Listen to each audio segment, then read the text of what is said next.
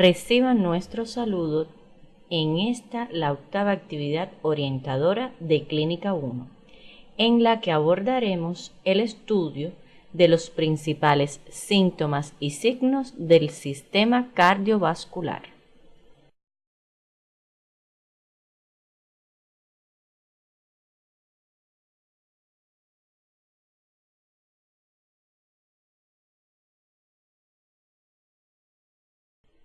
Al concluir la actividad orientadora, ustedes serán capaces de vincular los contenidos morfofuncionales del sistema cardiovascular con las alteraciones que se encuentren al interrogatorio y al examen físico.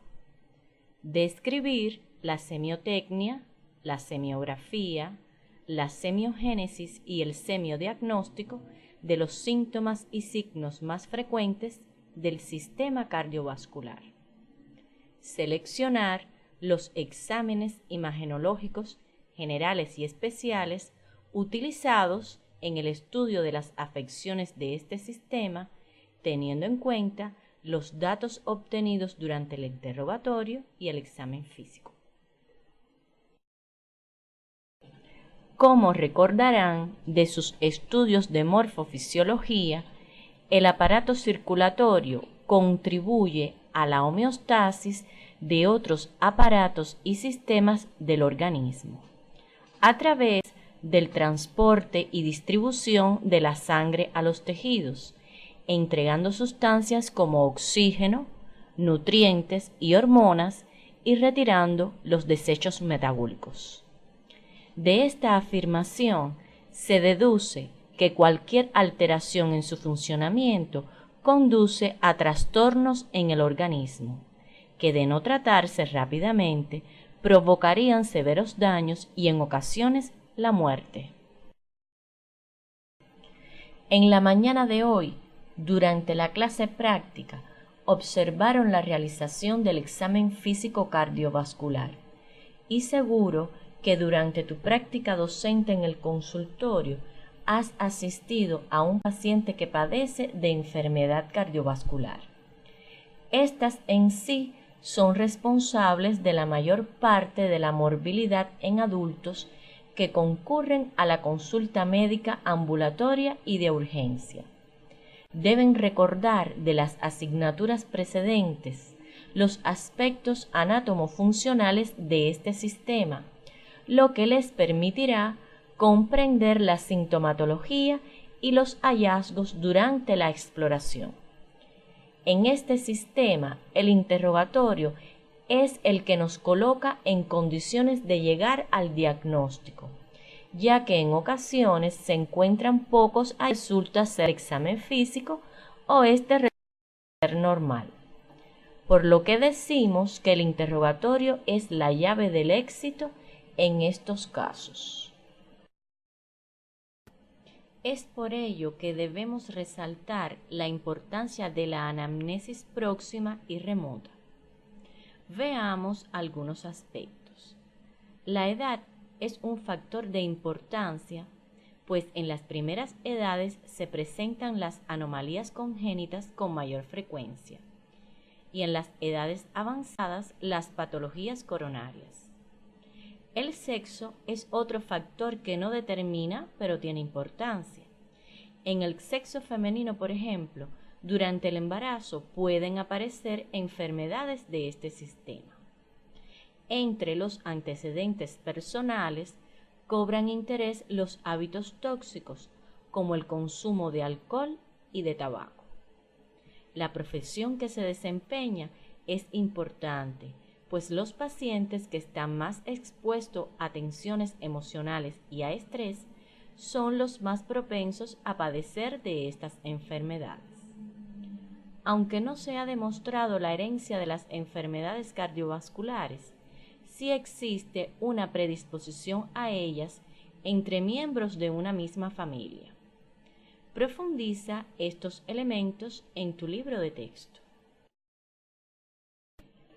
Los principales síntomas de este sistema son el dolor, la disnea, las palpitaciones y las manifestaciones encefálicas. El dolor y la disnea, los que unidos a los signos del choque de la punta, el roce pericárdico y los soplos cardíacos, serán abordados en la actividad de hoy. Estos y otros síntomas se presentan de forma aislada y combinada en diversos síndromes cardiovasculares. Comenzaremos por el dolor de causa cardiovascular. La tendencia es localizar el dolor cardiovascular en el tórax, y no todo dolor torácico es debido a esta causa, lo que ya fue profundizado durante el estudio del sistema respiratorio. Se trata de dolor provocado en el corazón o en los grandes vasos que salen de él, lo que se llama dolor central. Aquel que se origina en arterias y venas de los miembros se denomina dolor periférico. Por la importancia y frecuencia nos dedicaremos al dolor central. En las últimas décadas del pasado siglo se puso de manifiesto la teoría aceptada que explica el dolor refiriéndose a la acción de las prostaglandinas y sus precursores que estimulan los receptores, y la participación del reflejo víscero-sensitivo como parte del mecanismo directo del dolor. Profundiza la fisiopatología del dolor en tu libro de texto. El dolor de causa central se clasifica en dolor anginoso, dolor precordial y algia precordial. Ante todo dolor precisarás las características semiográficas, como son su localización, calidad, irradiación, duración, intensidad, condiciones de aparición y síntomas asociados.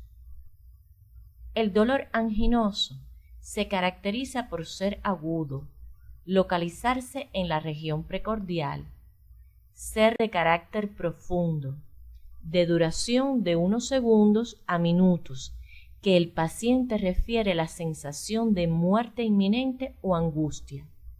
Se irradia al hombro izquierdo, brazo izquierdo, en particular a la porción cubital o interna del brazo hasta el dedo meñique, al cuello, y que aparece relacionado al esfuerzo, a emociones, al frío y en ocasiones en reposo. Su causa fundamental es la isquemia del músculo cardíaco. Algunas preguntas que debemos realizarle al paciente frente a un dolor precordial de posible etiología cardiovascular son las siguientes. ¿Se relaciona el dolor con el esfuerzo? ¿Cuál es su duración? ¿Qué tipo de actividades desencadenan el dolor? ¿Qué tan intenso es? Descríbalo en una escala del 1 al 10. ¿Se irradia al cuello, espalda, hombro o brazo? ¿Se acompaña de otros síntomas? ¿Cuáles son? ¿Cómo se alivia? El semiodiagnóstico considera 3 tipos fundamentales del dolor anginoso, lo que se distingue por la duración, las condiciones de aparición y por el cuadro clínico. Ellos son: dolor de la insuficiencia coronaria aguda sin oclusión. Es un evento producido por el déficit de circulación coronaria de forma brusca y acentuada sin oclusión del vaso. Por ejemplo, durante un gran esfuerzo, shock traumático o quirúrgico, o grandes hemorragias con caída brusca de la tensión arterial.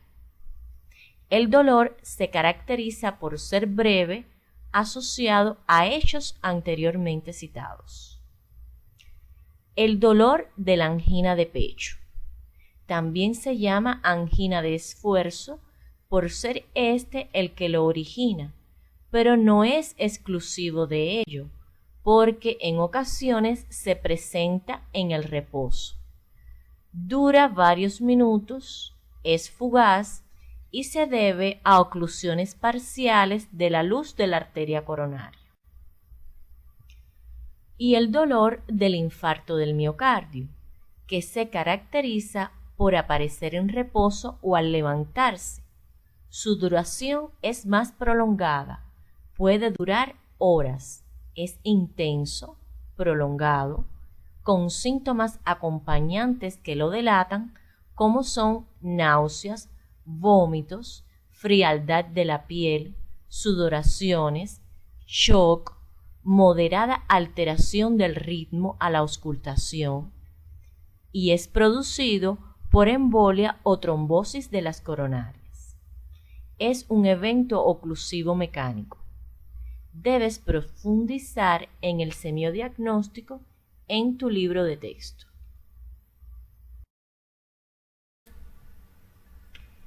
El dolor precordial simple, definido como dolor superficial, es de intensidad moderada, de escasa irradiación. Se presenta en afecciones del pericardio como la pericarditis, afecciones aórticas como la aortitis sifilítica, a veces en sujetos sensibles con extrasístoles, entre otras causas. Las algias precordiales se localizan en cualquier punto. Son bien localizadas, acompañada de hiperestesias cutáneas, disnea nerviosa, palpitaciones, las que se consideran de causa psicógena. Otras causas serían lesiones osteoarticulares, dilatación gástrica y espasmos del cardias, entre otras.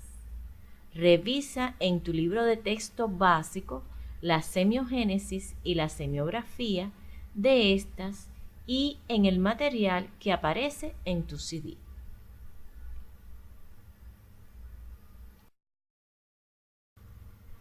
Hasta aquí hemos abordado los distintos tipos de dolor torácico de causa cardiovascular, sus características, el semiodiagnóstico, la semiogénesis y su clasificación, lo que te permite valorar la importancia de un interrogatorio bien dirigido sin despreciar ni olvidar ningún hallazgo o elemento semiológico.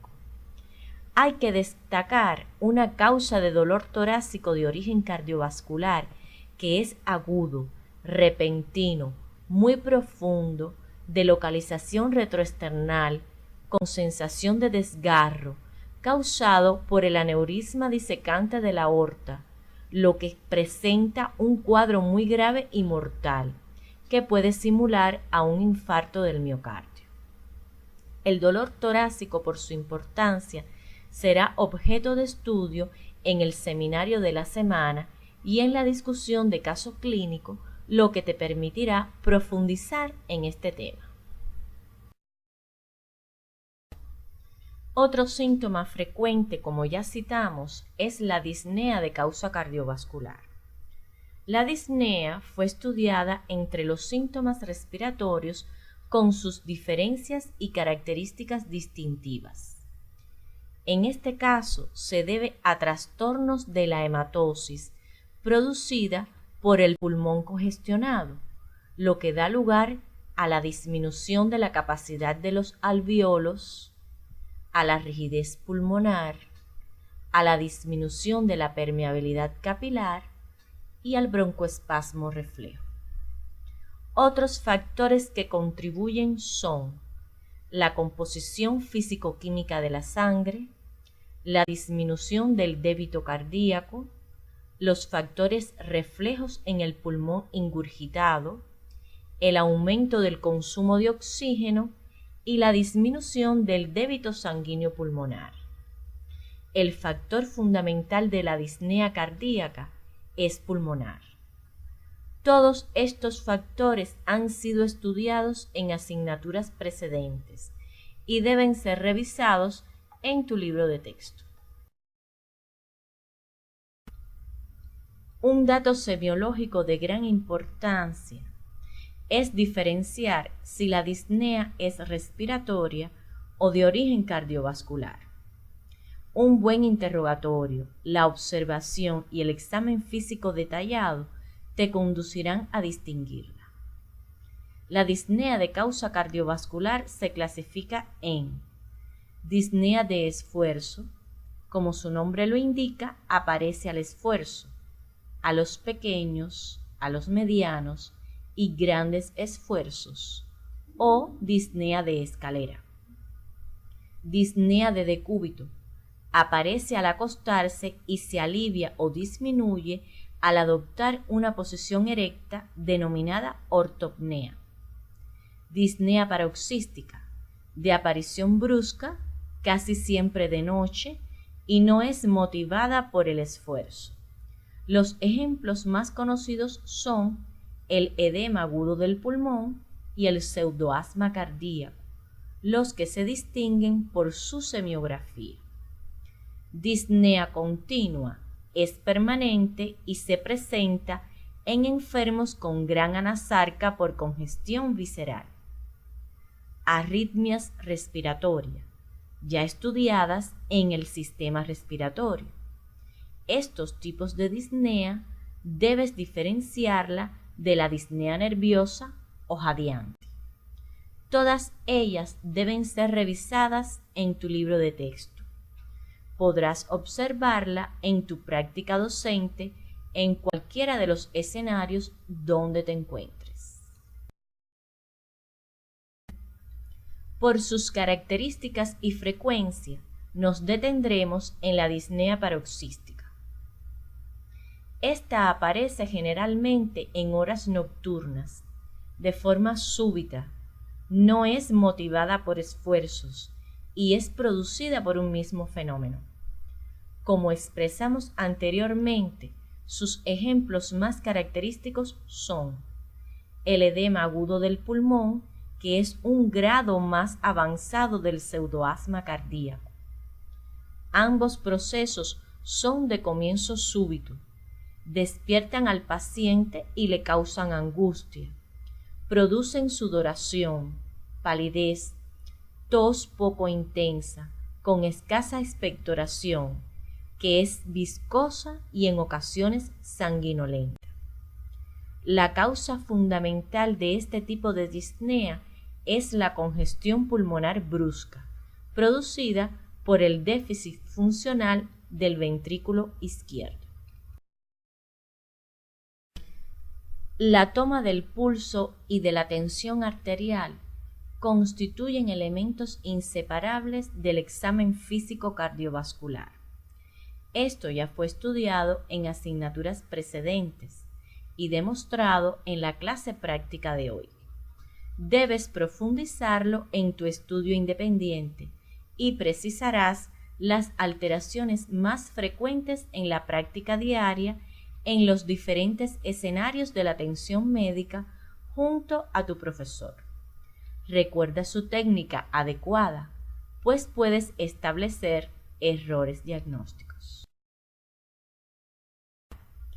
El examen físico del sistema cardiovascular requiere de la educación del oído y seguir las recomendaciones para su realización.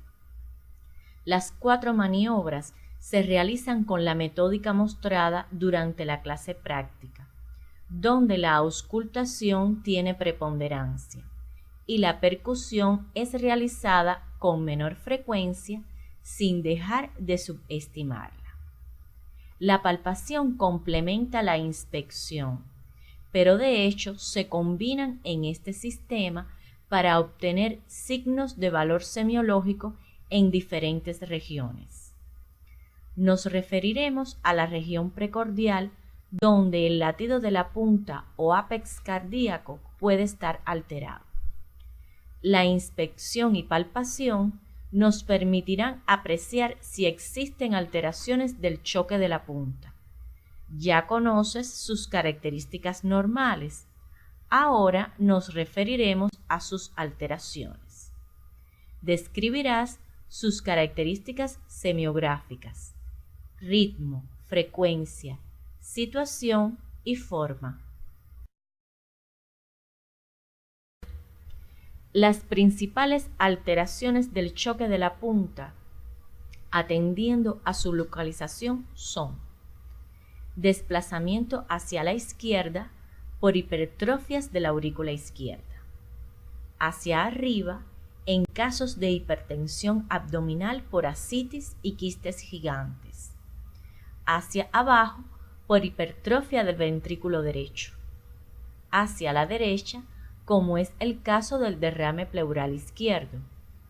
Algunas características distintivas lo definen, como choque en cúpula de Barr cuando es más prominente, amplio e impresiona como un globo inflado, y ocurre por hipertrofia del ventrículo izquierdo por estenosis aórtica.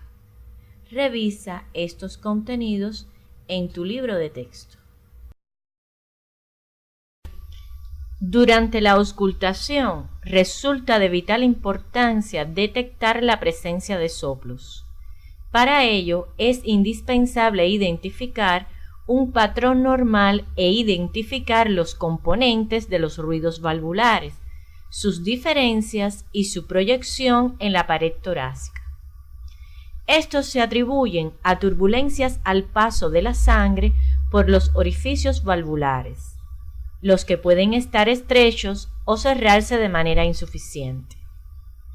Atendiendo a esto pueden ser sistólicos, diastólicos y sistodiastólicos.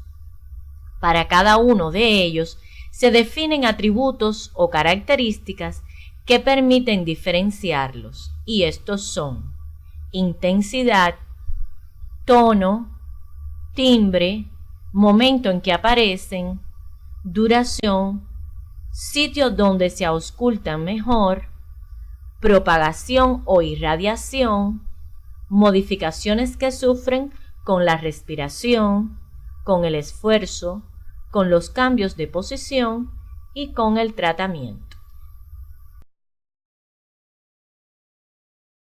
Observa y recuerda los sitios de auscultación cardíaca, los que se relacionan con la proyección valvular. Cuando se ausculta un soplo, se deben definir las siguientes características que son de gran valor semiológico. La intensidad se representa en 6 grados, que va desde muy débil, casi imperceptible, hasta intensidad máxima, la que puede escucharse aún sin la utilización del estetoscopio. El tono, este puede ser desde grave hasta agudo. El timbre está en relación con la lesión valvular. Puede ser suave, aspirativo, rasposo o áspero. El momento en que se ausculta puede ser en la sístole, en la diástole o en ambas. La duración es cuánto tiempo ocupa durante la sístole o la diástole. El sitio, si se ausculta en la punta, en la base o en el mesocardio. La irradiación, que está en dependencia de la válvula afectada. Y las modificaciones que sufren a los cambios de posición, la respiración, al esfuerzo o al tratamiento. Es necesario expresar que los soplos orgánicos generalmente no se modifican por la posición.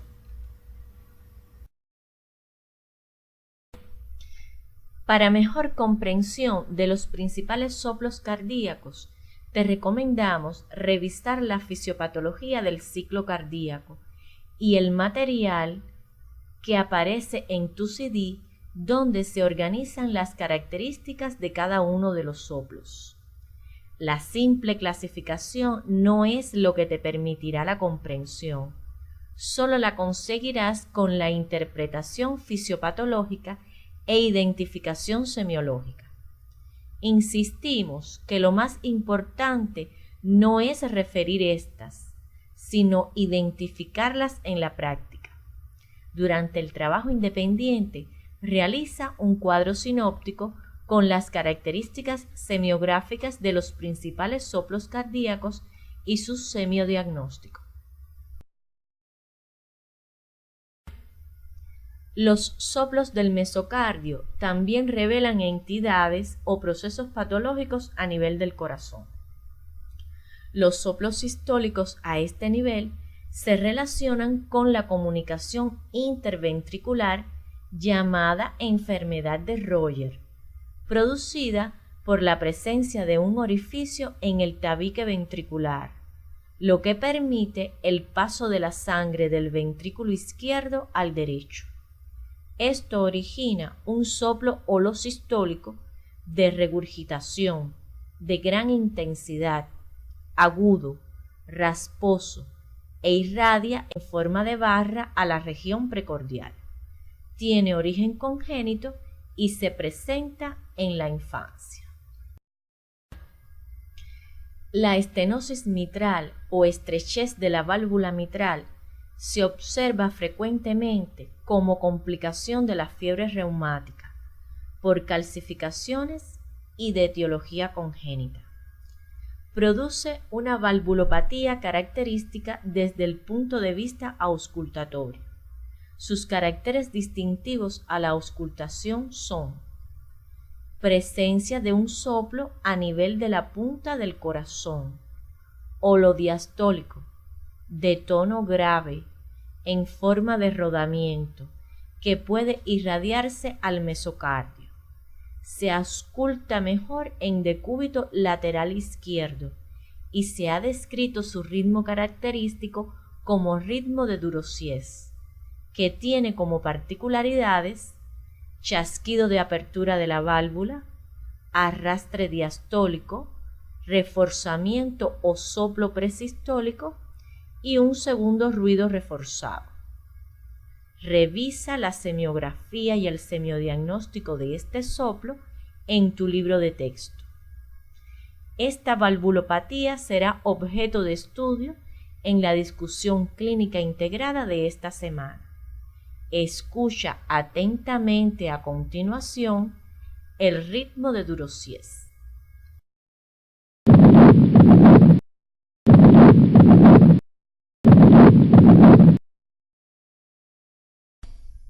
Otro ruido que es posible encontrar se relaciona con las hojas del pericardio inflamadas durante una pericarditis en sus inicios.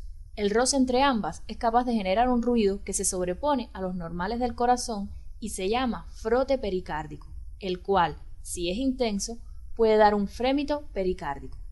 Son ruidos ásperos y se sobreponen a los ruidos normales.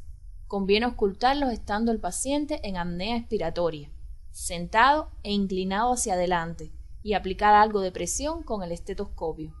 Los ruidos se pueden auscultar en la sístole y en la diástole. Cuando se ubican solo en la sístole, se puede confundir con un soplo. La localización es variable, pero se escuchan mejor en el tercer espacio intercostal a la izquierda del esternón. Revisa estos elementos en tu libro de texto. Los medios diagnósticos disponibles en la actualidad han favorecido y esclarecido las patologías cardiovasculares, en especial las valvulopatías. Un medio diagnóstico no invasivo de utilidad para el registro de la función cardíaca es la electrocardiografía ambulatoria o prueba de Holter, que recibe este nombre en honor a su creador, el cual consiste en el registro del electrocardiograma del paciente mientras realiza sus actividades habituales. Suele estudiarse en un periodo de 24 a 48 horas. Las principales indicaciones del electrocardiograma ambulatorio son: evaluar los síntomas relacionados con alteraciones del ritmo, valorar el riesgo de eventos cardíacos futuros en pacientes sin síntomas de arritmias, medir la variabilidad de la frecuencia cardíaca en pacientes con riesgo de arritmias, evaluar el tratamiento antiarrítmico, la función de marcapasos y el control de la isquemia. Otros síntomas y signos de origen cardiovascular están previstos como parte del estudio independiente. Entre estos se encuentran lipotimia, síncope, vértigo, claudicación intermitente, cianosis, alteraciones del pulso y de la tensión arterial, reflujo hepatoyugular, edema, circulación colateral, alteraciones del ritmo, de los que debes precisar su semiotecnia, semiografía, semiogénesis y semiodiagnóstico. Revisa los síntomas y signos generales que pueden constituir valiosos aportes semiológicos en los procesos cardiovasculares. El estudio del sistema cardiovascular por imágenes tiene como pilar fundamental el telecardiograma. Proviene de dos palabras, tele que significa lejos y cardiograma que significa corazón. Consiste en una radiografía simple de tórax póstero-anterior, realizada a una distancia de 72 pulgadas, lo cual evita la distorsión de la imagen cardíaca. El telecardiograma contiene 4 vistas fundamentales, que son frontal o póstero-anterior, oblicua anterior derecha, oblicua anterior izquierda y lateral. Esta última es opcional su realización. En la vista frontal del telecardiograma visualizamos en su contorno derecho la vena cava superior y el arco derecho de la aurícula derecha. En el contorno izquierdo se observa la aorta, la arteria pulmonar, la orejuela izquierda de la aurícula izquierda y el ventrículo izquierdo. La vista oblicua anterior derecha nos informa si existe crecimiento de la aurícula derecha, pues desplaza el esófago. La vista oblicua anterior izquierda informa el crecimiento de la aurícula izquierda cuando desplaza hacia arriba el bronquio izquierdo. Cuando la punta del corazón rebasa la columna vertebral, revela el aumento de tamaño del ventrículo izquierdo. El índice cardiotorácico informa el tamaño del área cardíaca para determinar la existencia de cardiomegalia. Se traza una línea horizontal que une los bordes internos de los arcos costales pasando por los hemidiafragmas. Esa distancia se denomina diámetro transversal torácico, DTT. Se trazan 2 líneas. La primera, desde el borde externo de la aurícula derecha al centro del mediastino, A, y la segunda, desde el centro del mediastino al borde izquierdo del ventrículo izquierdo, B.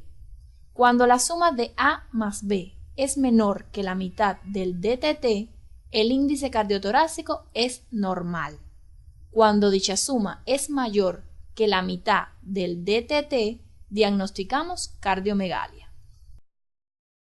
El aumento de tamaño del ventrículo izquierdo, conocido como cardiomegalia a predominio izquierdo, se caracteriza por aumento del índice cardiotorácico, con descenso de la punta del corazón hacia el diafragma. Es importante visualizar correctamente los hilios del pulmón, ya que el fallo ventricular izquierdo conlleva a la ingurgitación vascular de los mismos como un signo de insuficiencia cardíaca.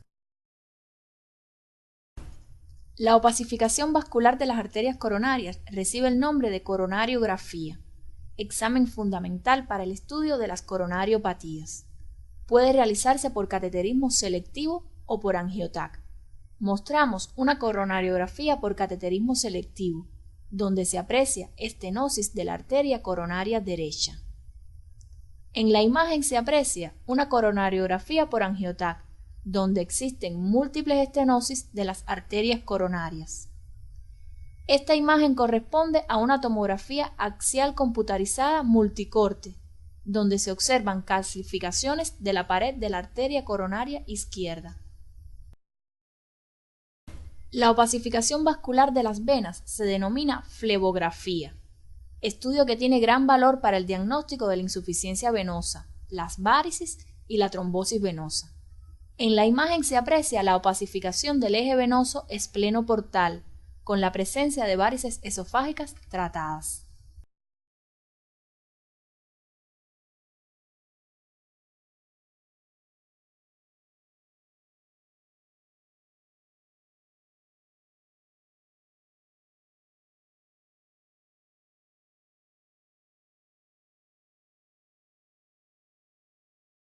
La opacificación vascular de las arterias cerebrales recibe el nombre de angiografía cerebral.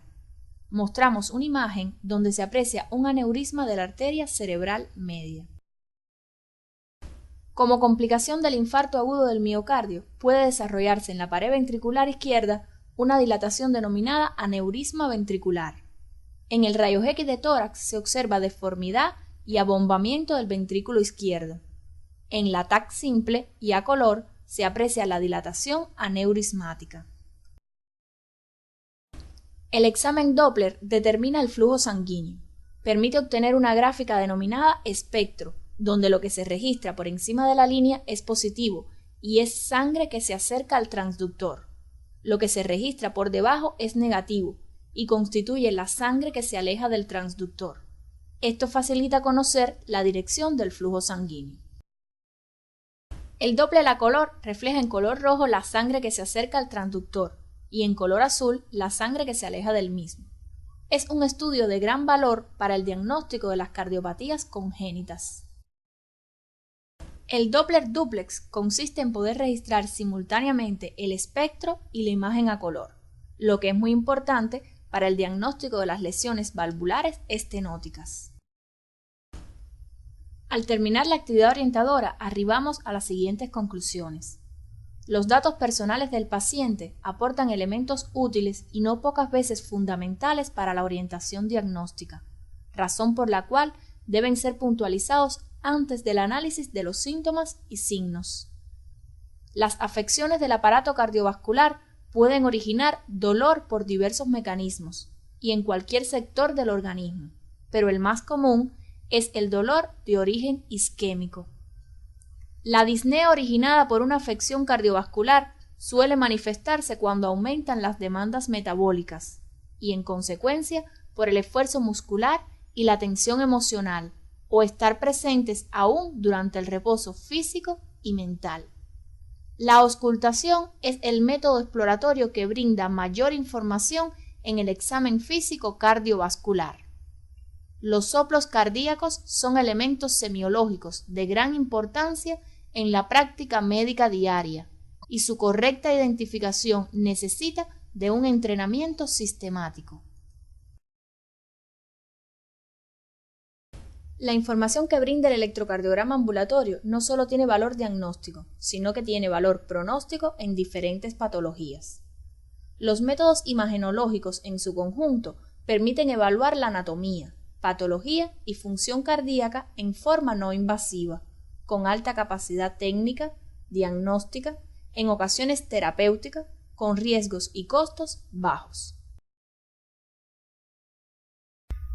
Con el desarrollo de la tecnología en el mundo y su aplicación en las ciencias médicas, se ha hecho posible en nuestros días realizar y confirmar el diagnóstico de las enfermedades.